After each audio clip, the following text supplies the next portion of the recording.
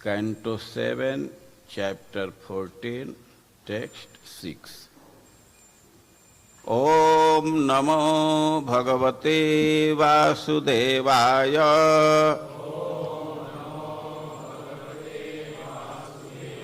Om Namo Bhagavate Vasudevaya.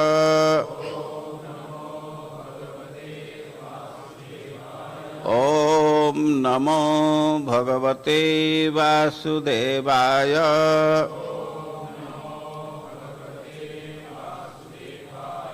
ज्ञातयः पितरौ पुत्रः भ्रातरः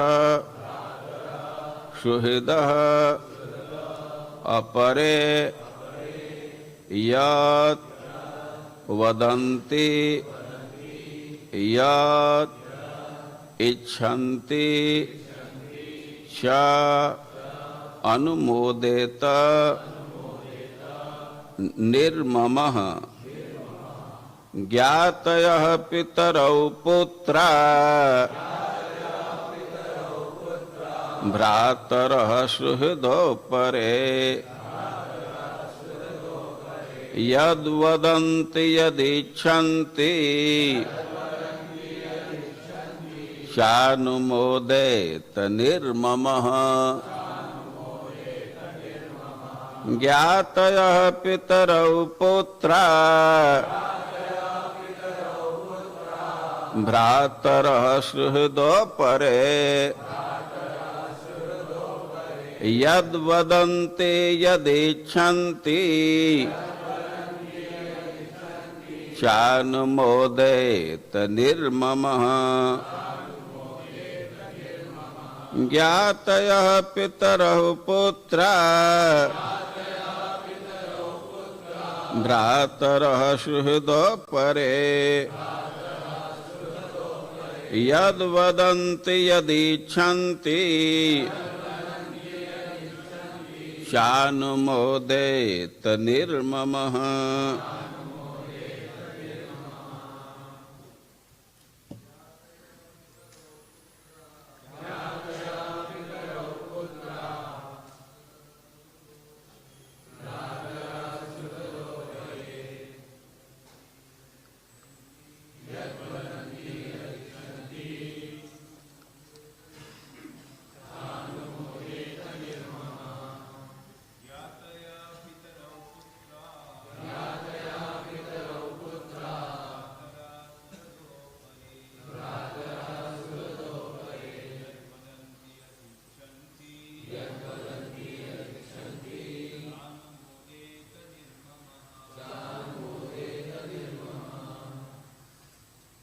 माता जी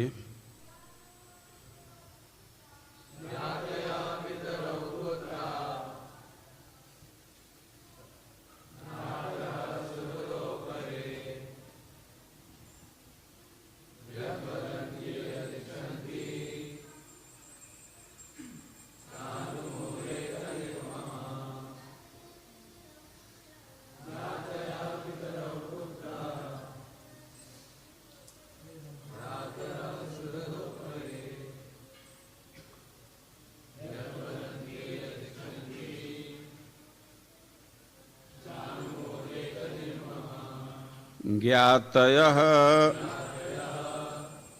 संबंधी पारिवारिक सदस्य पितरौ माता तथा पिता पुत्रः संताने भ्रातरः भाई सुहृदः मित्र अपरे तथा अन्य लोग यत् जो भी वदंती सुझाते हैं जीविका के साधन के लिए यत् जो भी इच्छन्ति चाहते हैं च तथा अनुमोदेत उसे मानना चाहिए। निर्ममः गंभीरता से न ग्रहण करते हुए। अनुवाद श्रील प्रभुपाद के द्वारा। मानव समाज में बुद्धिमान मनुष्य को चाहिए कि अपने कार्यकलापों की योजना को अत्यंत सहज बनाए। यदि उसका मित्र, पुत्र, माता पिता, भाई या अन्य कोई कुछ सुझाव देता है तो उसे ऊपर ऊपर से मानते हुए यह कहना चाहिए, हाँ यह ठीक है, किंतु भीतर से उसे दृढ़ संकल्प होना चाहिए कि कहीं वह अपने जीवन को दूभर न बना ले, जिससे जीवन का प्रयोजन पूरा न हो सके। जगत गुरु श्रील प्रभुपाद की। प्रवचन नारद जी कर रहे हैं। श्रीमद् भागवतम के शैली है, इसको प्रश्न और उत्तर के रूप में प्रस्तुत किया गया। महाराज युधिष्ठिर का राजसूय यज्ञ चल रहा था। उस यज्ञ में बहुत सारे ऋषि आए थे और यज्ञ में श्रवण कीर्तन का विशेष आयोजन था, उत्सव था। उसका उद्देश्य ही था भगवान विष्णु की भक्ति की स्थापना। और उसमें सत्संग का भी आयोजन था। और नारद वक्ता हैं और महाराज युधिष्ठिर मुख्य श्रोता है। और महाराज युधिष्ठिर प्रश्न किए हैं। उनका प्रश्न है कि हम वर्ण और आश्रम के धर्म को सुनना चाहते हैं। आप हमको वर्ण और आश्रम के धर्म का बतलाइए। वे प्रश्न होगा कि वर्ण और आश्रम के धर्म में क्यों रुचि है। वो कह रहे हैं कि यत् पुमान बिंदते परम। वर्ण और आश्रम की व्यवस्था दी गई है। यदि व्यक्ति उसका पालन करता है तो उसको मोक्ष की प्राप्ति हो जाती है। वर्ण आश्रम का लक्ष्य है मोक्ष। तो युधिष्ठिर महाराज कह रहे हैं कि भगवान स्रोत मिच्छामि नृणाम धर्म सनातन। और मनुष्यों का सनातन धर्म है, उसको सुनना चाहता। वर्णाश्रमाचार युतम यत् पुमान बिंदते परम। सनातन धर्म का मतलब है वर्णाश्रम धर्म। वर्ण आश्रम के अनुसार अपने कर्तव्य का निर्वाह करना, हम उसके विषय में सुनना चाहते हैं और उससे मोक्ष की प्राप्ति हो जाती। बिंदते परम, या भगवान की प्राप्ति हो जाती। और ऐसे जब युधिष्ठिर महाराज प्रश्न किए, वर्णाश्रम के विषय में सुनने की अपनी इच्छा प्रकट किए, और नारद जी वर्ण और आश्रम के धर्म का निरूपण प्रारंभ किए। और पहले चारों वर्णों के धर्म का निरूपण किए। 4 वर्ण है, ब्राह्मण, क्षत्रिय, वैश्य और शूद्र। और स्त्रियों के धर्म को अलग से वर्णन किए। कुछ कुछ धर्म, कुछ कुछ कर्तव्य सबके लिए सामान्य है। और वर्ण और आश्रम, खास करके वर्ण का धर्म निरूपित किया जा रहा है, तो स्त्रियों का धर्म भी उसमें समाहित है, उसके अंदर इंक्लूडेड है। लेकिन फिर भी स्त्रियों का कुछ अलग धर्म होता है और उनको क्या क्या करना चाहिए तो उसको अलग से बतलाए। अब कोई कोई पूछ देगा कि क्या बतलाए, तो वो तो वहां पढ़ना चाहिए। अब उधर हम बतलाएंगे कुछ तो अपने मूल श्लोक पर नहीं पहुंच पाएंगे। लेकिन फिर भी मुख्य रूप से स्त्रियों के विषय में बतलाए कि पति की सेवा करनी चाहिए और घर और अपने शरीर को खूब अच्छा से साफ रखना चाहिए और इसको सजा करके रखना चाहिए। स्त्रियों के धर्म में बतलाया गया कि घर में जो भी वस्तु है, बर्तन है, तो उसको खूब अच्छा से धो करके, कपड़ा से पोंछ करके और सजा करके रखना चाहिए। वर्ण के धर्म का निरूपण करके वे आश्रम धर्म का निरूपण प्रारंभ किया और पहले ब्रह्मचारी के धर्म का निरूपण किया और फिर वानप्रस्थी के धर्म का निरूपण किया। ब्रह्मचारियों के विषय में बतलाए कि उनको गुरुकुल में रहना चाहिए, गुरु की सब प्रकार से सेवा करनी चाहिए, ब्रह्मचर्य का पालन करना चाहिए, वेद का अभ्यास करना चाहिए, गुरु जी की सेवा में आलस्य नहीं करना चाहिए, उनके जो भी पूजा के लिए सामग्री चाहिए, फूल या और चीज, हवन के लिए सामग्री चाहिए, सूखी लकड़ी, समिधा, तो सब जुटाना चाहिए और उनके भोजन की व्यवस्था करनी चाहिए। भिक्षा मांग करके लाना चाहिए और गुरु जी को अर्पित करना चाहिए। गुरु जी भोजन कर लें और इसके बाद कहें कि बेटा तुम भी खा लो, तो भोजन करना चाहिए। कदाचित गुरु जी भूल गए तो भोजन का अधिकार नहीं है। वानप्रस्थियों के धर्म का निरूपण किया कि उनको घोर तपस्या करना चाहिए। जो शरीर का मल है, नाक, रोम, तो इसको धारण करना चाहिए, बिब्रियात। और गर्मी का दिन है या जाड़ा का दिन है, खुले आकाश में रहना चाहिए। गर्मी का दिन है तो सूर्य का ताप लग रहा है, लेकिन चारों तरफ से आहड़ा बोझ करके, लकड़ी गोईठा जला करके पंचाग्नि तापना चाहिए।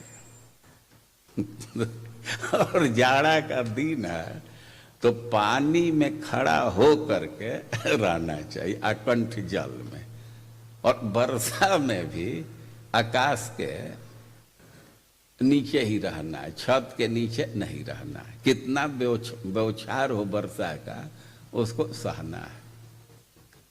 उसके पीछे फिलॉसफी है।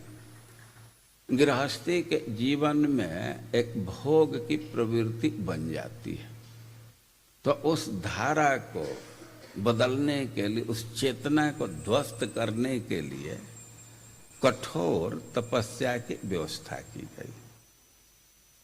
अब इसके बाद संन्यास धर्म का निरूपण किया और युधिष्ठिर महाराज को आश्रम धर्म का निरूपण करना था। वो भाई स्वाभाविक क्रम है कि ब्रह्मचारी के बाद गृहस्थ का नंबर आएगा, फिर वानप्रस्थी का, फिर सन्यास का। लेकिन युधिष्ठिर नारद जी गृहस्थी के विषय में कुछ बोले ही नहीं। ऐसा नहीं था कि उनको छोड़ना था, उनकी योजना थी कि क्रम के आधार पर वर्णन नहीं करेंगे, स्वभाव के आधार पर वर्णन करेंगे, नेचर के आधार पर। तो जो 4 आश्रम है तो 3 आश्रम का नेचर एक जैसा है, उसको निवृत्ति धर्म कहते हैं, और गृहस्थ आश्रम का नेचर प्रवृत्ति धर्म है। और युधिष्ठिर महाराज को वर्णन करना ही था, लेकिन अब ब्रह्मचारी के धर्म का निरूपण कर रहे हैं तो सोचे कि जो भी निवृत्ति धर्म वाले आश्रम है तो सबका पूरा कर लें। लेकिन युधिष्ठिर महाराज को शंका होने लगी, भाई ब्रह्मचारी के बाद गृहस्थी का वर्णन करना चाहिए, इसको छोड़ क्यों दिए? वो कहे थे कि यत् पुमान बिंदते परम, और उनके मन में संशय होने लगा कि लगता है कि गृहस्थों को मुक्ति नहीं मिलेगी। इसी से उसको छोड़ दिए, और उनके मन में शंका होने लगे कि मुक्ति एकदम मिलेगा ही नहीं क्या। और नारद जी को वर्णन करना ही था, लेकिन युधिष्ठिर महाराज शंका के मारे, घबराहट के मारे, और फिर से प्रश्न कर दीजिए कि अरे हम गृहस्थों का पहले सामान्य रूप से पूछे थे, अब अपने को जोड़ करके पूछ रहे हैं कि हम गृहस्थों को भी आसानी से एतम पदवीम, इनके गोल को, इनके लक्ष्य को आसानी से प्राप्ति हो जाए, उस धर्म का वर्णन कीजिए। एतम पदवीम, एतम पदवीम का अर्थ है कि जो सन्यासी को गति मिलती है और वही गति हम गृहस्थों को भी कैसे प्राप्त होगी, इसका वर्णन कीजिए। और करें कि आसानी से गति की प्राप्ति हो जाए। और वे प्रश्न कर रहे हैं कि हम गृहस्थ हैं तो हम गृहस्थों को मोक्ष की प्राप्ति कैसे होगी, इसका वर्णन कीजिए। घबराहट के मारे दोबारा प्रश्न कर दिया। तब नारद जी गृहस्थी धर्म का वर्णन प्रारंभ किए, और वे कह रहे हैं कि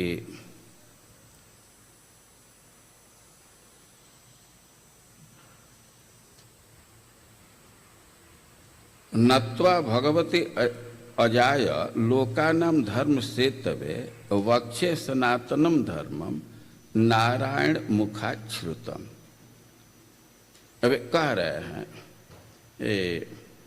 जो अजन्मा भगवान है और जो धर्म के या लोक के धर्म के मर्यादा का पालन करने वाले उसके सेतु के रूप में है। तो वक्षे सनातनम धर्म नारायण मुखाच्छ्रुतम। हम नहीं, ये तो शुरू का है। जब ऐसा प्रश्न किए कि एतम पदवीम, ये कैसे सन्यासी के पद को, लक्ष्य को गृहस्थ भी प्राप्त करे, कह रहे कि मादृशो गृह मूढ़ थी। हम जो गृहस्थी में हैं तो हम लोगों का विवेक खत्म है, हम लोग विवेकी नहीं हैं। लेकिन विधिना जेन चांजसा, जिस विधि से आसानी से हम मोक्ष को प्राप्त कर लें और उसको बतलाइए। वे प्रश्न किए और नारद जी बोलना प्रारंभ किए। तो कह रहे हैं कि गृहेस्व स्थितो राजन क्रिया कुर्वन् यथोचिता वासुदेवार्पणम साक्षात उपासित महामुनि। कि जो व्यक्ति गृहस्थी में स्थित है तो गृहस्थी में रहते हुए जो गृहस्थी के लिए आवश्यक कर्म है तो उसको करते हुए यथोचिता, कुछ कुछ कर्म है और गृहस्थी के लिए आवश्यक, गृहस्थों के लिए आवश्यक है, तो उस कर्म को करते हुए एक बात। और वासुदेवार्पणम साक्षात उपासित महामुनि, और अपने कर्म को भगवान को अर्पित करते हुए वे भक्तों की उपासना करे, ऋषियों की उपासना करे, अपने गृहस्थी के उचित कर्म को करते हुए। जैसे पंच महायज्ञ का विधान है और गृहस्थों से अपेक्षा की जाती है कि इस यज्ञ का संपादन वे रोज करें। पंच महायज्ञ कई एक लोगों का ऋण है।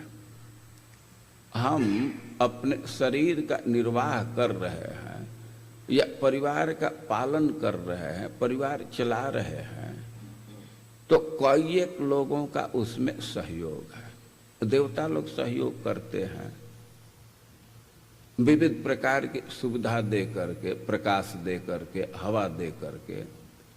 ये हम प्रकाश पा रहे हैं, हवा पा रहे हैं, तो इसके इंचार्ज देवता है। मूलतः तो सब भगवान की व्यवस्था है, लेकिन अब जो ऑफिशियल कार्य इसकी व्यवस्था में तो सब देवता करते हैं और उनका सहयोग है। और हमको भी जो भी ज्ञान मिला है तो परंपरा से आया है, ऋषियों का सहयोग है और हमारे पितर का सहयोग है, और भी दूसरे मनुष्य हैं उनका भी सहयोग है। मनुष्य से भिन्न जो दूसरे प्राणी हैं तो उनका भी सहयोग है। एक तो सिद्धांत यह है, और दूसरी बात है कि गृहस्थी का जीवन ऐसा है कि 5 जगह पर हिंसा रोज होती है। हल जोतने में, चूल्हा जलाने में, उद्कुंभी पानी रखने में, और झाड़ू लगाने में, और ढेकी चलाने में, ये 5 जगह नित्य हिंसा होती है। तो ये 5 हिंसा के रेक्टिफिकेशन के लिए, इसके मार्जन के लिए 5 यज्ञ की व्यवस्था की गई। उसमें होम करना, देवताओं के लिए कुछ होम करना, घी डालना आग में, और पितरों के लिए तर्पण करना, और ऋषियों के लिए पाठ करना, गीता भागवत और वैष्णव शास्त्र का पाठ करना, और अतिथि सपर्या। कोई बिना सूचना दिए आ गया तो उसको अतिथि कहते, तो उसका अपने क्षमता के अनुसार सत्कार करना होता है। जो मैसेज लिख करके आ रहा है, फोन करके आ रहा है, तो उसको अतिथि नहीं कहते, उसको अभ्यागत कहते हैं।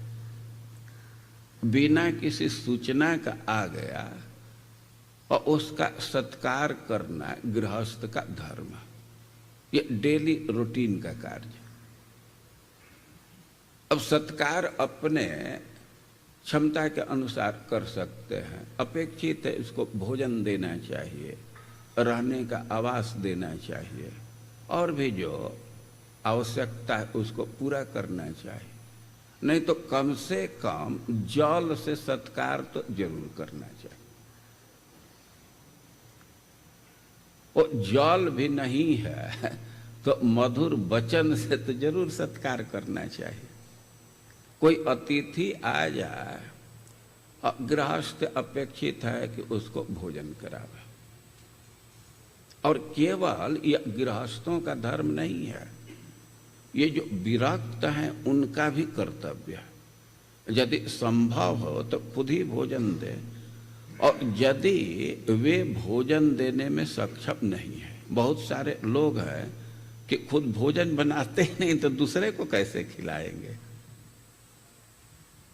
तो जहां भोजन मिल सकता है, खास करके तीर्थ में विरक्त लोग रहते हैं, तो कोई एक स्थान है कि वहाँ फूड फॉर लाइफ या अन्य क्षेत्र कुछ है व्यवस्था, तो वह जगह बतला देना चाहिए। कम से कम इतना कर्तव्य है कि वे हम तो नहीं खिला सकते, लेकिन तुम जाओगे उस काउंटर पर तो खिचड़ी जरूर मिल जाएगी, या उसमें कुछ सहयोग भी कर देना चाहिए।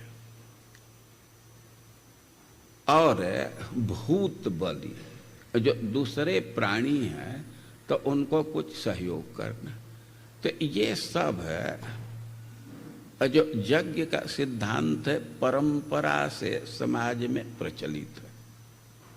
हम लोग देखते हैं कि प्राणियों के लिए कुछ न कुछ व्यक्ति कुछ डाल देता है, छत पर बाजरा डाल देता है या कहीं धान का बाल लटका देता है। गर्मी का दिन है तो खप्पड़ में, मतलब चौड़े मुंह वाले बर्तन में पानी रख देते हैं, कोई चींटी को आटा और चीनी डालता, ये सब भूत बलि है।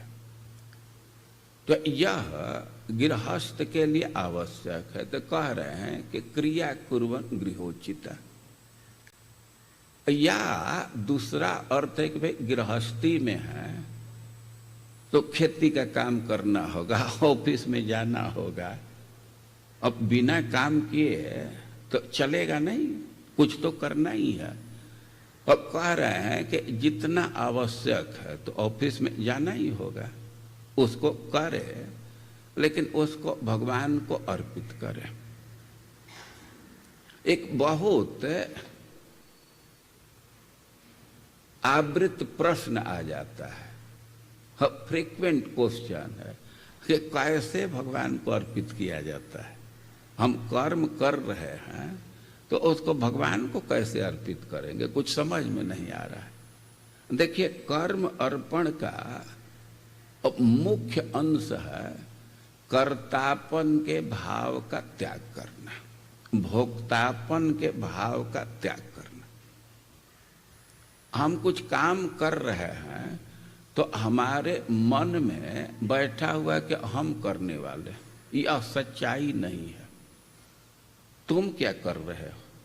धरती तुम बनाए हो, धरती पर ही कर रहे हो ना।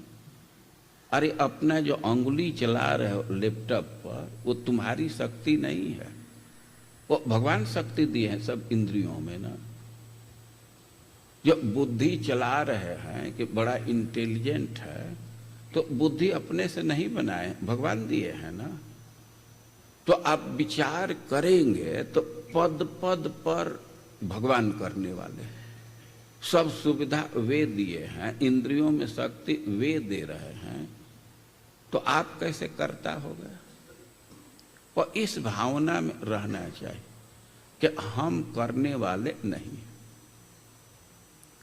अरे भाई, कैसे वो करने वाला नहीं है, इसको बहुत आसानी से समझ सकते हैं। ये माता पिता या और भी जो हैं, तो उनके मन में बसा हुआ है कि हम पालन करने वाले हैं ना। आप पालन करने वाले नहीं हैं, आपके द्वारा भगवान पालन करा रहे। कोई कोई कहेगा कि समझ में नहीं आ रहा है, तो जन्म के सिद्धांत से समझ लो। ये माता पिता को अभिमति है ना कि हमारा पुत्र है, भावना भरा हुआ है माँ को कि हम जन्म दिए। खास करके गुस्सा में लोग होते हैं बच्चों पर, तो जरूर बोलते हैं कि हम जन्म दिए हैं तुमको। अरे थोड़ा एक बार फिर से विचार कर लीजिए कि आप जन्म दिए हैं, एक बार रिव्यू कर लीजिए। और जब माता पिता जन्म देने वाले होते तो बहुत से स्त्री पुरुष है ना कि चाहते हैं कि एक बच्चा हो जाए, नहीं हो पाता है। उनके कंट्रोल में होता तो बच्चा उत्पन्न कर देते हैं। बहुत सारे माता पिता हैं कि दोनों की इच्छा है कि अच्छा 2 पुत्र हो गए, 1 पुत्री हो जाती, और तब तक फिर पुत्र ही हो जाता है। कोई कोई है कि उनको 2 पुत्री हुई, इच्छा हो रही है कि अब एक पुत्र हो जाए, तब तक फिर पुत्री, 8 पुत्री हो जाती है, 6 पुत्री हो जाती है। तो आप जन्म देने वाले होते तो ऐसा नहीं होता ना। सच्चाई यह है कि पति पत्नी के माध्यम से जन्म भगवान दे रहे। ये जन्म के सिद्धांत स्पष्ट समझ लेते हैं तो ठीक यही सिद्धांत पालन पर लगेगा। वो माता पिता के माध्यम से भगवान पालन करा रहे। तो इस भावना में रहना चाहिए कि भगवान हमको एक छोटा सा जिम्मेवारी दे दिए हैं, तो हम तो भगवान के एक टूल है, यंत्र है, तो हमको इसको संपादित करना है। कभी अपने को कर्ता के भाव से ग्रसित नहीं करना चाहिए। और ऐसा नहीं है कि आरोप करना है कि भगवान करने वाले। सच्चाई यही है, इसको रियलाइज करने की जरूरत है कि करने वाले भगवान हैं, हम तो उनके एक टूल हैं, एक यंत्र है। और जब आप कर्ता नहीं है तो भोक्ता होने का कोई सवाल ही नहीं है। अरे भाई, जो करने वाला है तो फल पर तो उसका अधिकार है ना। और देखिए, व्यवहारिक पक्ष यही है। जो कर्म को भगवान को अर्पण करने की बात आती है तो उसका सीधा सा अर्थ है कि अपने को कर्ता न मानना, अपने को भोक्ता न मानना, और यह कर्म को अर्पण करना है। और फिर कह रहे हैं कि उपासित महामुनि, भाई जितना आवश्यक कर्म है उसको तो किए, लेकिन अब जो टाइम बचता है वो दौड़ करके साधुओं के बीच में जाना चाहिए, उनके नजदीक बैठना चाहिए, उपासित, उनके निकट बैठे। श्रृण्वन् भगवतो भीक्षणम अवतार कथामृतम श्रद्धानो यथा कालम उपशांत जनावृत।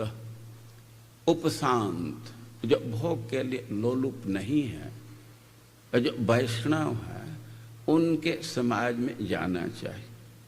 और आवश्यक कर्म से जो समय बचता है तो श्रृण्वन् भगवतो भीक्षणम अवतार कथामृतम, भगवान के लीला का श्रवण करे। सुनने में अच्छा लगता है, अमृत के समान है, कोई बहुत ये बोझ नहीं है। और श्रद्धानो यथा कालम, श्रद्धा के साथ सुनने का अर्थ है कि अब कथा में बैठे हैं तो फोन लेकर के बात नहीं करना चाहिए, कोई दूसरी बात नहीं करनी चाहिए, श्रद्धा पूर्वक सुनना चाहिए, ध्यान से सुनना चाहिए, यह श्रद्धा का अर्थ है। और सत्संगा क्षणकर संगम आत्मजायात्मजादिषु विमुच्येन मुच्यमानेषु स्वयं स्वप्नव दुत्थित। और कह रहे हैं कि सत्संग के प्रभाव से धीरे धीरे अपने ममता को कम करना चाहिए। आत्मजायात्मजादिषु, अपने पुत्र में,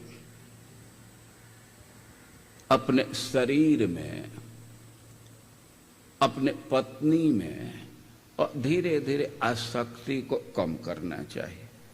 और विमोचन मुच्य मानेषु स्वयं स्वप्न दुत्थित। अरे भाई, कैसे मम को कम करेंगे? तो कह रहे हैं कि जैसे आप सोए हैं और सपना देखे, सपना में समाज आपका जुटा हुआ है, तो जगने के बाद उसमें मम बुद्धि हटा देते हैं ना। सपना में किसी को देखे कि हमारी पत्नी है, पुत्र है, तो जगने के बाद तो उसमें मम बुद्धि नहीं करते हैं ना। तो वही सिद्धांत ये डेली व्यवहार में भी अप्लाई करना चाहिए। जैसे सपना में देखे हुए चीज से या सपना में जिस व्यक्ति से संबंध हुआ तो उसमें मम बुद्धि नहीं करते हैं, तो वैसे पुत्र परिवार से मम बुद्धि का त्याग करना चाहिए। और ये त्याग करना बहुत स्वाभाविक है। वो तो धीरे धीरे त्याग ही रहे हैं ना। ऐसा नहीं है कि आप ममता का त्याग नहीं करेंगे तो सदा सदैव आपके साथी रहने वाले। वो तो धीरे धीरे छोड़ रहे हैं और कुछ साल के बाद कंप्लीटली छोड़ देंगे। तो जो छोड़ ही रहे हैं तो उसमें आप अपने ममता का त्याग कर दीजिए। एक कथा सुन करके उससे प्रेरणा लेकर के ममता का त्याग करना होता है। और जावदर्थ मुपासीनो देहे गेहे च पंडित विरक्तो रक्तवत् तत्र निर्लोके नरता न्यसेत। जो कार्य करने की बात है वह भी जो पंडित व्यक्ति है तो जावदर्थ, जितना से मेंटेनेंस हो जाए, शरीर चल जाए, उतना ही कार्य करता है। जितना से मेंटेनेंस हो जाए और उतना ही कार्य करना चाहिए। ऐसा नहीं कि अब 12 घंटा 14 घंटा 18 घंटा ड्यूटी ही कर रहे हैं, बहाना कर दे कि कहाँ टाइम मिल रहा है, कथा सुनने का टाइम ही नहीं है। जितना से मेंटेनेंस हो जाए उतने देर तक काम करना है। और बाकी समय में कथा सुनना। तो कह रहे हैं कि विरक्तो रक्तवत् तत्र, वास्तव में भीतर से पूरा विरक्त होना चाहिए, लेकिन बाहर से विरक्ति को प्रदर्शित नहीं करना चाहिए। बाहर से तो आसक्त जैसा निर्लोके नरता न्यसेत, जो भी आवश्यक कार्य है, ऑक्युपेशन है, ऑक्युपेशनल ड्यूटी है, तो उसका संपादन करे, लेकिन रक्तवत् आसक्त जैसा, आसक्त होकर के नहीं, भीतर से विरक्त होकर के। और एक बहुत महत्वपूर्ण बात कह रहे हैं कि ज्ञातयः पितरौ पुत्रा भ्रातरः सुहृदौ परे यद वदन्ति यदिच्छन्ति चानुमोदेत निर्मम। आप परिवार में हैं तो परिवार में कई एक सदस्य होते हैं और वो लोग नई नई योजना बनाते रहते हैं। सब विकास चाहते हैं, वृद्धि चाहते हैं और कोई ना कोई प्रोजेक्ट देते रहते। एक नया प्लॉट खरीद लिया जाए और भाई आप मना करेंगे कि ना ऐसा नहीं करना है, झगड़ा प्रारंभ हो जाएगा। क्यों नहीं? अब विवाद चालू हुआ तो भजन में विक्षेप पड़ेगा। तो चाहे ज्ञातयः,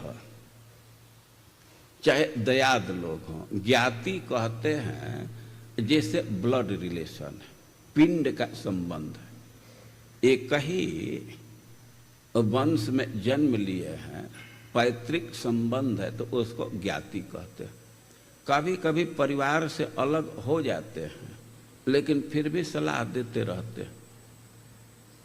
कुछ कुछ काम तो एक परिवार तक सीमित रहता है और कुछ कुछ कार्य है कि जो भी दयाद हैं तो सामूहिक करना पड़ता है। जैसे पितर का तर्पण करना है, श्राद्ध करना, वो पिंडदान गया में जाना है, तो कई एक लोग मिल करके करते हैं। तो कह रहे हैं कि ज्ञातयः, जो दयाद हैं वे कुछ प्रस्ताव दे रहे हैं तो उसको सुनना चाहिए और अनुमोदन कर देना चाहिए। ठीक है भाई, क्यों ऐसा करेंगे?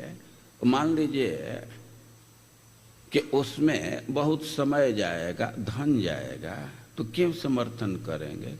समर्थन नहीं करेंगे तो उन्हीं से, अपने दयाद से ही झगड़ा हो जाएगा, वैमनस्य हो जाएगा, तो उससे भजन में विक्षेप पड़ेगा। तो वे जो कह रहे हैं तो उसका अनुमोदन कर देना चाहिए। माता पिता कुछ कह रहे हैं उसको भी कह देना चाहिए, ठीक है, बेटा कह रहा है, कुछ प्रस्ताव दे रहा है, उसको मान जाना चाहिए। या भाई लोग कोई प्रस्ताव दे रहे हैं तो उसको भी स्वीकार कर लेना चाहिए। या दूसरे और भी संबंधी हैं तो यद वदंती, जो कह रहे हैं, यद इच्छन्ति, जो इच्छा कर रहे हैं, चानुमोदित, उसका अनुमोदन कर दे, समर्थन कर दे, लेकिन निर्मम, उसमें इन्वॉल्व न हो। तो भाई वो कोई प्रस्ताव दे रहा है और उसका लीडरशिप आप ही ले लिए कि हाँ ठीक है इसको करेंगे, तब तो सारा समय उसमें गया। भक्ति क्या करेंगे? और विरोध करेंगे तो वहीं एक झगड़ा खड़ा हो जाएगा, और झगड़ा से बचने के लिए उसका समर्थन कर देना चाहिए। यह गृहस्थों के लिए नारद मुनि उपदेश दे रहे हैं। बहुत बहुत लोग योजना देते रहते हैं, दुकान शिफ्ट कर दिया जाए, नया घर बना जाए, भाई ठीक है तुम करो, हमारा कोई विरोध नहीं है, लेकिन अब हम तो उसमें नहीं पड़ेंगे, अपना संकल्प रखना चाहिए। और दूसरे जगह कहा गया है कि अतिथि जैसा रहना चाहिए परिवार में। यहां कह रहे हैं कि समर्थन करना चाहिए लेकिन निर्मम। अभी 2 दिन पहले एक दंपति आए थे हमारे पास, और जो पत्नी थी तो एक तरह से पति पर कंप्लेन ही ठोक रही थी कि ये हमको समझाते हैं कि तुम काम करो लेकिन आसक्ति मत रखो, अपना मत मानो। तो अपना नहीं मानेंगे तो काम कैसे करेंगे? उसका ये सवाल था। सवाल बिल्कुल उसका उचित था। ये हमारा है, यही तो प्रेरणा देता है करने के लिए। अपना पशु है, अपनी गाय है तो आदमी खिलाता है, अपना बेटा है तो उसको भोजन बना देते हैं, दूसरे को थोड़े बनाते हैं। और प्रश्न तो उसका बड़ा जायज था, अच्छा प्रश्न लगा। लेकिन उसका पति जो कह रहा है तो वो तो गलत नहीं बोल रहा है कि तुम कार्य करो लेकिन आसक्ति मत रखो। चाहो यही उपस्थित है। हमारे सामने भी समस्या लग रही थी, लेकिन मन में आया कि एक उदाहरण से कि तुम्हारे पिताजी का कपड़ा है और तुमको धोना है, और उसको तो तुम नहीं पहनोगी, उसको मानती हो कि हमारा कपड़ा है, लेकिन उसको धोओगे कि नहीं, बढ़िया से आयरन कर दोगे कि नहीं? तब कहते हैं कि हाँ बात तो समझ में आ रही है। और कर्तव्य का निर्वाह करना एक चीज है, और ये ममता के जकड़न से हटना है, तो इसका सीधा उपाय है सब चीज कृष्ण का है। मंगमांगम अपि या गोप्य नहीं, निजांगम अपि या गोप्य ममेति समुपासते। गोपियों के विषय में भगवान ही बोले हैं कि वे अपने अंग को सजा रही हैं, वो वस्तु की बात तो दूर, वे अपने अंग को भी अपना नहीं मानती है, उसको खूब अच्छा से साफ कर रही, सजा रही हैं, लेकिन वे भावना है कि कृष्ण के संतुष्टि का उपकरण। निजांगम अपि या गोप्य ममेति समुपासते। अंग गोपियों का है, उसको सजा रही हैं, साफ कर रही हैं, लेकिन मन में भावना है कि कृष्ण का है, कृष्ण के संतुष्टि का साधन। कोई जरूरी नहीं है कि किसी को अपना माने कि हमारा है तभी हम कार्य कर पाएंगे। बहुत सारे भक्तों का अनुभव है कि भगवान का आरती प्लेट धोते हैं, तो कभी मन में तो यह विचार नहीं आता है कि इस थाली का उपयोग हम करेंगे, कभी मन में तो नहीं आता है ना। लेकिन जितना अपने खाने का थाली धोने में सावधानी रखते हैं, उससे अधिक सावधानी भगवान के आरती के थाली धोने में रखते हैं। तो यह कहना है कि जब तक आसक्ति नहीं होगी, मम बुद्धि नहीं होगी, तब तक हम कार्य नहीं कर पाएंगे, यह सिद्धांत ठीक नहीं। अरे भाई, अंग मार्जन के गोपियों की बात तो हम लोगों के कल्पना से बाहर है, लेकिन आरती प्लेट को धोने में भावना को समझ सकते हैं ना। आरती प्लेट धोते हैं तो कभी भी उसका अपने उपयोग करने की बात तो मन में नहीं आती है ना, तो इससे समझ सकते हैं।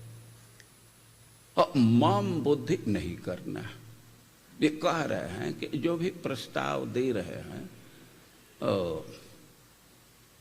उसका समर्थन कर देना चाहिए, लेकिन निर्मम, उसको अपना प्रोजेक्ट नहीं मान लेना चाहिए। बाहर से समर्थन कीजिए, उसको अपना प्रोजेक्ट मान लेंगे और भजन में बहुत भारी बाधा पड़ जाएगी।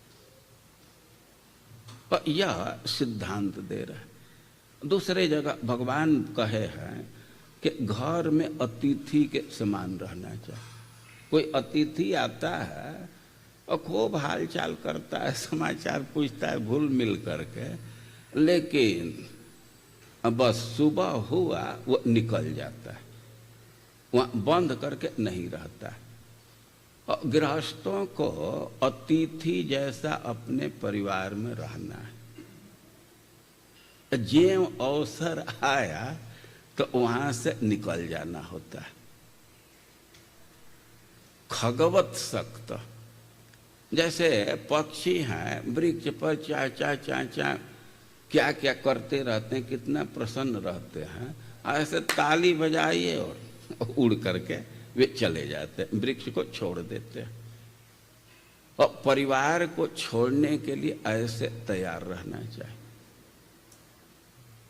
कोई जगह आया, अवसर आया, और कोई फंसावट नहीं रहना चाहिए। और इतिहास में बहुत बहुत ऐसे उदाहरण है कि निर्मम रह करके व्यक्ति परिवार में रहा है और अवसर आते ही परिवार का त्याग कर दिया। तो टाइम बिल्कुल पूरा हो गया, लेकिन एक दो उदाहरण हम प्रस्तुत करना चाहते हैं। जैसे महाराज परीक्षित का नाम सुनते हैं तो साप एक बहाना मिला। ऐसा नहीं है कि साप के बाध्यता से परिवार का त्याग किया। श्रीमद् भागवतम पढ़ेंगे तो उनके चेतना का वर्णन है कि विमर्शितौ हेयतया पुरस्तात्, वो पहले से उसको छोड़ना चाहते थे, हे बुद्धि, तो अवसर आया छोड़ दिए। अरे किसी किसी के मन में है कि छोटे छोटे बच्चे हैं, कैसे परिवार का त्याग किया जा सकता, लेकिन त्याग किए हैं लोग। आप लोग श्रीधर स्वामी का नाम सुने होंगे। वो भागवत के मूल टीकाकार श्रीधर स्वामी, सब लोग उनके उच्छिष्ट बोलते हैं। चैतन्य महाप्रभु उनके विषय में कहे हैं कि स्वामी के न माने तारे विस्या करी जाने। श्रीधर स्वामी का सब सम्मान करते हैं। अब बड़े भक्त हैं, नृसिंह देव के भक्त हैं, तो सिद्धांत सुन रहे हैं कि माता पिता कुछ कहे तो उसका अनुमोदन कर देना चाहिए। और माता पिता उनको कहे कि विवाह कर लो विवाह कर लिया, दाम्पत्य जीवन में चले गए। अरे दाम्पत्य जीवन में गए, पत्नी गर्भवती हो गई, समय पूरा हुआ तो प्रसव की। उनके मन में तो बसा था कि अब एकांतिक भजन करना है, और विवाह ही थोड़ा बंधन लग रहा था। तब तक पत्नी गर्भवती हो गई। अब उनके मन में द्वंद्व चल रहा था। एक गर्मी का दिन था, एक वृक्ष के नीचे बैठे थे और उनको सूचना आई कि पत्नी प्रसव की, एक लड़की को जन्म दी है। अब उनके मन में द्वंद्व था कि भाई लड़की का जन्म है और उसका पालन पोषण का जिम्मेवारी बन रहा है। तो ऐसे द्वंद्व में पड़े थे तब वृक्ष से एक अंडा गिरा, पक्षी का अंडा गिरा, अंडा फूट गया और उसमें से बच्चा एक पक्षी का निकल गया। और छोटा सा बच्चा है और भोजन के लिए वो मुंह फाड़ रहा था। वो पक्षी का स्वभाव है। जनरली जो माँ है कुछ चारा ला करके कोई कीड़ा उसके मुंह में डालती है। श्रीधर स्वामी उस घटना को देख रहे थे। वो अभी अंडा फूटा है, उससे पक्षी का जन्म हुआ है, वो भोजन के लिए वो मुंह फाड़ रही है पक्षी। तब तक वह देखे कि एक कीड़ा है और वो जाला में फंसा हुआ। तो ऐसे वे आंधी में हवा के झोंकोर से कभी इधर जा रहा है कभी उधर जा रहा है। वो संयोग से वो कीड़ा वो नवजात पक्षी के मुख के नजदीक आ गया और पक्षी उसको खा ली। अब इसको देख करके श्रीधर स्वामी कैलकुलेशन कर लिया, ये भगवान किसी का पालन कर सकते। ये पक्षी तो नवजात है ना, अभी जन्म हुआ है, इसको जब भोजन दे रहे हैं तो जो लड़की का प्रसव की हमारी पत्नी, तो भगवान उसकी व्यवस्था करेंगे। और लड़की का जन्म हुआ, आज ही जन्म हुआ, उसी दिन श्रीधर स्वामी गृह का त्याग कर दिए।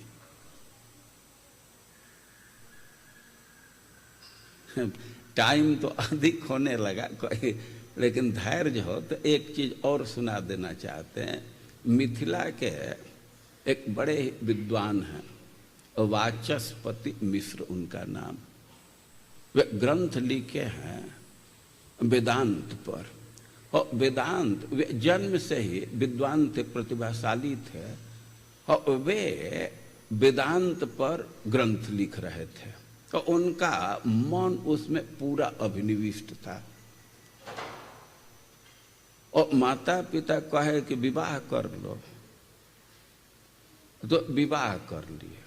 दुल्हा बन करके गए, बारात साथ में गए, दुल्हन को लाए, लेकिन उनका मन ग्रंथ लेखन में ही अभिनिविष्ट था। और पत्नी घर में आ गई, पतिव्रता थी, वो सेवा कर रही थी, और पत्नी घर में आ गई है, लेकिन उनको यह स्मरण ही नहीं है कि हमारा विवाह हुआ। माता पिता के आज्ञा से विवाह कर लिए थे और ग्रंथ लिख रहे थे, रात्रि में भी लिखते थे। एक दिन एक घटना हुई कि वो ग्रंथ लिख रहे थे और तब तक तेल खत्म हो गया। या कुछ लोग कहते हैं कि ऊपर गुल जम जाता है तो उससे प्रकाश कम आने लगता है, उसको काट देते हैं, झाड़ देते हैं, तो फिर प्रकाश बढ़ जाता है। तो जो घटना हो, तो वह दीपक से प्रकाश वो कम हो रहा था। वो देख रही थी कि पति को लिखने में कठिनाई है, हमारे पतिदेव कठिनाई अनुभव कर रहे हैं। तो वह गई और दीपक उठा लाई। अब दीपक उठा लाए तो उनका ग्रंथ लेखन का कार्य रुक गया, और एक दो मिनट में वो गुल झाड़ करके, या तेल घटा होगा तो तेल भर करके जला करके फिर वहाँ रख दी। अब उनका ध्यान गया कि ये कौन स्त्री है, और पूछे कि तुम कौन हो, तो बतलाई कि मैं आपका विवाहिता पत्नी हूँ। कब विवाह हुआ सब चीज हम बतलाई कि अच्छा, हमारा कोई ध्यान नहीं, तो उसके सेवा से बहुत प्रसन्न हुए। और जो ग्रंथ लिख रहे थे तो उसी के नाम पर वो ग्रंथ दिए। वो ग्रंथ का नाम भामती है, तो अपने पत्नी के नाम से उस ग्रंथ को दिए। वो ग्रंथ वेदांत का है, वो सूक्ष्म चीज का उसमें विश्लेषण है। जैसे ज्ञान की क्या पद्धति है, अब ज्ञान भौतिक चीज का ज्ञान कैसे होता है, अध्यात्म का ज्ञान कैसे होता है, ये सब चीजों पर वर्णन है। जैसे एक सिद्धांत है, श्रीमद् भागवतम श्रीधर स्वामी उसको उद्धृत किए हैं कि भाई आत्मा का ज्ञान का सिद्धांत दूसरा है ये कह रहे हैं कि बुद्धि तद स्थित चिदाभास द्वावेते व्यापनुते घटम। ये कह रहे हैं कि बुद्धि और बुद्धि के अंदर जो चित्त कण है, चित्त तत्व है, वे दोनों घड़ा को घेरते हैं, घड़ा तक पहुंचते हैं। तो घड़ा का जो अज्ञान है तो वह तो बुद्धि से खत्म हो जाता है, लेकिन घड़ा का जो कॉन्सेप्ट है, ज्ञान है घड़ा का, वह तो चिदाभास से स्फुरित होता है। और घड़ा का अज्ञान एक चीज और घड़ा का ज्ञान दूसरा चीज। अब ये सूक्ष्म चीज है ना, तो कह रहे हैं कि घड़ा का जो अज्ञान है तो वह तो बुद्धि से खत्म हो जाता है, लेकिन जो घड़ा का ज्ञान है जो चिदाभासेन तत्स्फुरे, जो बुद्धि के अंतर्गत चिदाभास है उससे स्फुरित होता है। लेकिन जब चिदघन का ज्ञान में करना है तब तो चिदाभास की जरूरत नहीं है। जैसे कोई दूसरा वस्तु है तो उसको देखने के लिए टार्च की जरूरत है, लेकिन सूर्य को देखने के लिए तो टार्च की जरूरत नहीं है ना, वो तो स्वयं स्फुरित हो जाता है। तो सिद्धांत है कि आत्मा का ज्ञान स्वतः हो जाता है। जो हो, हम इस सिद्धांत का निरूपण नहीं कह रहे हैं, हम यह कह रहे हैं कि ऐसे ऐसे सिद्धांत का निरूपण उस ग्रंथ में हुआ और उनका चित्त इतना अभिनिविष्ट था कि गृहस्थी स्वीकार कर लिए, लेकिन पत्नी का अनुसंधान तक नहीं था। जब उनको पता चला कि पत्नी है, इतना दिन से सेवा की, तो बहुत प्रसन्न हुए और उसके गिफ्ट के रूप में अपने उस ग्रंथ का नाम उसके नाम से रखे। तो एक एक से गृहस्थ हुए हैं जो निर्मम।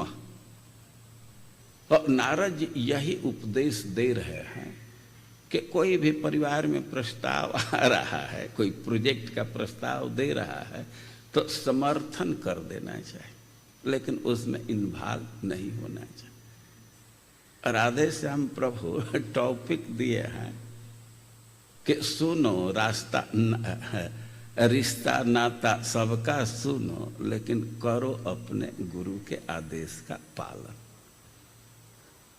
और नारद जी यह युधिष्ठिर महाराज को उपदेश दे रहे हैं और भी उपदेश दिए और कहे कि इस सब उपदेश का पालन करोगे तो आसानी से उस गति को प्राप्त कर जाओगे जिस गति को सन्यासी प्राप्त करते। हरे कृष्ण।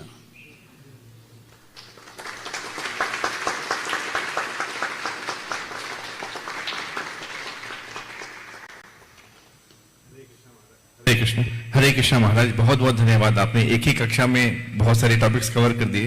मेरी मन में इच्छा की थी आप मैंने और समय इस पे बिताएं, और जो जैसे हिज होलीनेस राधा गोविंद स्वामी महाराज की कक्षा होती है गृहस्थों के धर्म, उसके ऊपर उनके बहुत लंबी लंबी कथाएं हैं, तो लेकिन आपने शॉर्ट में बहुत कुछ कवर कर दिया महाराज, बहुत बहुत धन्यवाद। महाराज मेरा प्रश्न ऐसा है कि जैसे आपने लास्ट में उदाहरण दिया श्रीधर स्वामी का, और ये लास्ट जो ऋषि थे कि कैसे उन्होंने अपने पूरी उनकी आसक्ति थी भगवान की प्राप्ति के लिए, अपने उनका कीर्तन भजन डिस्टर्ब ना हो इसलिए उन्होंने उदाहरण देके किया। लेकिन महाराज मेरे जैसा बद्ध व्यक्ति जो है, जो कि आधा पैर इधर है आधा उधर है, तो उसके लिए कभी कभी कार्य ना करना एक्चुअली माने भक्ति में ज्यादा बढ़ना एस्केपिज्म हो जाता है। माने कि बिकॉज दुनिया में जैसे आपने बताया था कि जितनी आवश्यकता हो उतना कर्म करना चाहिए, तो उसके लिए बहुत मेहनत लगती है। वो मेहनत करने की मेरी इच्छा नहीं है और फल भी चाहिए, तो बीच की स्थिति है, तो इसमें कैसे करना है? देखिए, हमको अपना कुछ ज्ञान नहीं है, हमको एकदम कुछ ज्ञान नहीं है। नारद जी जो बोले उसको मैं एक सीमा तक प्रस्तुत करने का प्रयास किया। अब उस पर जो सोच विचार करना है, हमसे कोई कमजोर नहीं है, सब हमसे अधिक बुद्धिमान है। आप लोग अब अपने ढंग से अपने बुद्धि से उस पर विचार कीजिए। हम सबसे कमजोर व्यक्ति, हम कोई उत्तर नहीं दे पाएंगे। महाराज ये जो श्लोक था ना महाराज, उसमें जो शब्दार्थ है उसमें प्रभुपाद ने लिखा है बुद्धिमान मनुष्य। कभी भी श्लोक के शब्दों में बुद्धिमान शब्द नहीं आया था, लेकिन देखिए तो प्रभुपाद जी व्याख्या लिखते हैं तो उसमें जो पीछे का श्लोक है, आगे का श्लोक है, उसके भाव को भी ले लेते हैं। तो इसके पीछे वाले में पंडिता आया है ना, इसके पीछे स्पष्ट पंडिता आया है, तो वहां से लिए होंगे। महाराज, तो मेरा प्रश्न ये है कि जो बुद्धिमान व्यक्ति कैसे बनता है? या तो जैसे जपा करेगा, कीर्तन करेगा, सत्संग में आएगा तब बुद्धिमान बनेगा, या जैसे हमने प्रभुपाद का पर्पस जैसे आपने बहुत ही समराइज करके बताया था पहली कक्षा में कि 81 टाइप्स ऑफ भक्ति होते हैं, तो उसका माने एनालिटिकल स्टडी, माने जैसे आपने विभाग करके बताया था ना, तो वो नॉलेज को पहले लेना है, फिर वो कीर्तन में उसकी रुचि आएगी, कि पहले कीर्तन करेगा फिर उसको नॉलेज माने ज्ञान मिलेगा? दोनों में से कौन सा पहले होता है? कहीं से शुरू करेंगे दोनों हो जाएगा। एनालिसिस करना है तो पहले भक्ति वैभव कर ले, तो वहां से करना होगा। क्या कर रहे हैं, केवल इस भक्ति के अंग में, साधना के अंग में क्या कर रहे हैं, इसका उतना महत्व नहीं है जितना महत्व कितनी तत्परता से कर रहे हैं।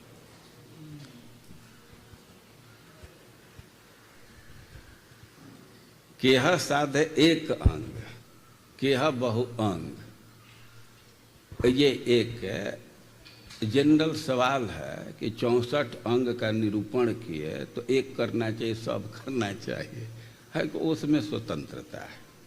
और एक करे अनेक करे उसका महत्व नहीं है, निष्ठा से करना होता है। और जो भी भक्ति का अंग है कहीं से प्रारंभ करेंगे तो फिर वो जो आवश्यक होता है सब आ जाता है। ठीक है, या भी ये पूछ रहे हैं तब तुम्हारा नाम, आप पूछिए। हरे कृष्ण महाराज, दंडवत प्रणाम। Thank you for the nice class. जैसा अभी हम लोग कार्य करते हैं तो सोचते हैं कि हम कर रहे हैं, मैं कर रहा हूँ, जैसे आपने जब भी बताया था कि, लेकिन वो तो है जो होना है वही होता है, हम लोग तो कुछ कर नहीं सकते हैं, हमारे हाथ में कुछ भी नहीं है। जैसे बच्चों का उदाहरण दिया आपने, बच्चे हो गए तो, लेकिन जब कर्म हम नहीं कर रहे हैं या हम लोग उसके लिए जवाबदार नहीं है, लेकिन उसका जो प्रारब्ध तैयार हो रहे हो उसको तो भुगतना तो हमको ही है। सो अगर मेरे हाथ में कुछ नहीं तो फिर प्रारब्ध मुझे क्यों तैयार है? ठीक है, इनका प्रश्न है कि कर्म हम लोग नहीं करते हैं, लेकिन कर्म का फल तो भोगना पड़ता है।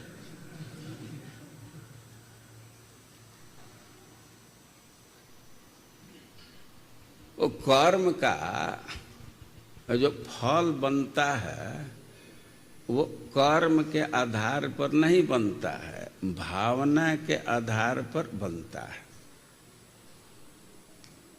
गीता में भगवान कह रहे हैं कि जस्य नाहं कृते भावम बुद्धिर जस्य न लिप्यति हत्वा पे त्रिमान लोकान। जिसमें अहंकार नहीं है, अहम बुद्धि नहीं है, मैंने कर्तापन का भाव नहीं है और फल के प्रति आसक्ति नहीं है, तो तीनों संसार के लोगों की हत्या कर देगा फिर भी उस पर पाप नहीं लगेगा। और क्रिया में, क्रिया के आधार पर रिजल्ट नहीं मिलता है, रिजल्ट भावना पर आधारित होता है। किसी का पैसा छीनने के लिए किसी को चाकू मार दिए, किसी का अंग काट दिए तो उसको जेल होगा। कोई चोर है, वो चाकू मार दिया तो उसको जेल होगा, पुलिस अरेस्ट करेगी। और कोई डॉक्टर है और वह पेट फाड़ा तो उसको फीस बन जाएगा। और दोनों पेट फाड़े हैं, लेकिन अंतर हो जाता है ना। कोई मिलिट्री का जवान है, गोली मार दिया तो हो सकता है कि उसका प्रमोशन हो जाए, लेकिन दूसरा व्यक्ति गोली मार दे तो उसको जेल हो जाएगा। तो क्रिया के आधार पर फल का निर्धारण नहीं हो रहा है। जो अहम भाव माने कर्तापन का भाव है और इसके चलते बंधन होता है, उसके चलते प्रारब्ध का निर्माण होता है। वो सिद्धांत पर रहेंगे, कर्तापन के भाव से, भोक्तापन के भाव से रहित रहेंगे, तो कर्म फल नहीं भोगना पड़ेगा। यह सिद्धांत। वो पीछे दे दीजिए माई को, लड़की कुछ पूछ रही।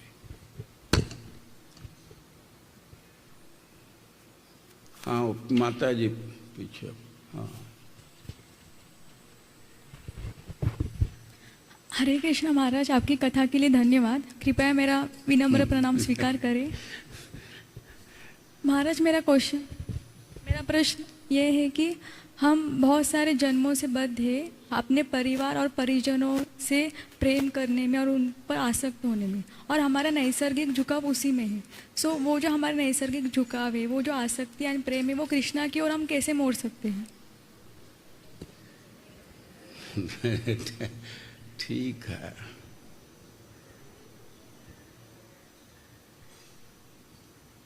इनका प्रश्न है कि अनेक जन्म से तो हम लोग पुत्र परिवार के तरफ आकृष्ट हैं,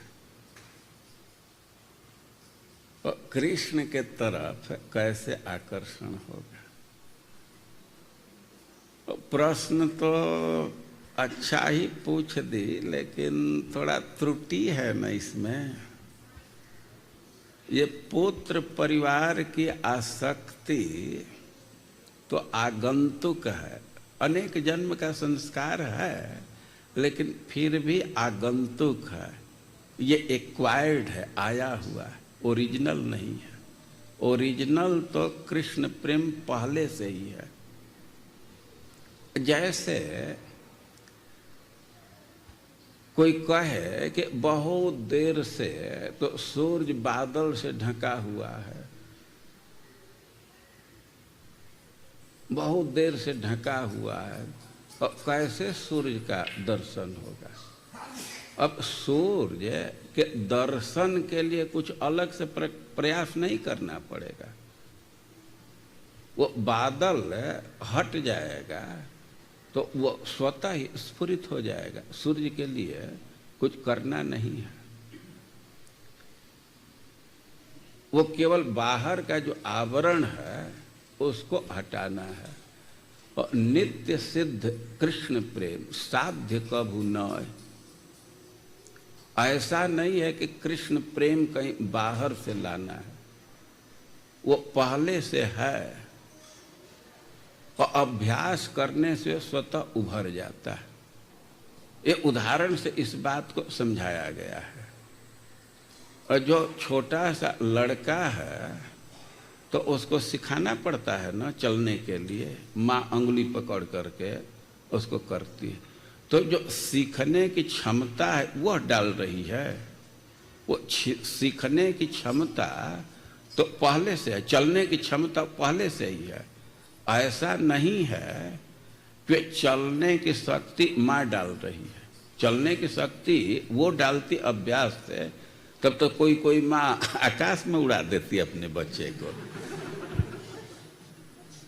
वो चलने की क्षमता उसके अंदर सन्निहित है, और थोड़ा अभ्यास करने से उभर जाता है। और कृष्ण के प्रति जो प्रेम है तो वो तो नित्य सिद्ध है, वो ढक गया है। और भक्ति जो कि अभ्यास करने से वो उभर जाता है, जो आवरण है वो खत्म हो जाता है। वो आवरण को खत्म करना है। कृष्ण प्रेम तो पहले से है, और इसी के लिए साधन भक्ति का निरूपण किया गया। तो साधन भक्ति करेंगे तो कृष्ण प्रेम उभर जाएगा। साधनेर मध्य सर्वश्रेष्ठ नवविधा भक्ति। अनेक साधन है, लेकिन उसमें जो नवधा भक्ति सबसे श्रेष्ठ है। क्यों श्रेष्ठ है? कि कृष्ण प्रेम, कृष्ण दीते धरे महाशक्ति। कृष्ण प्रेम और कृष्ण को प्रदान करने के इसमें बहुत भारी शक्ति है। और श्रवण कीर्तन करेंगे, भगवान हृदय में आ करके जो अनेक जन्म का संस्कार है उसको भी खत्म कर देंगे। और वे स्फुरित हो जाएंगे।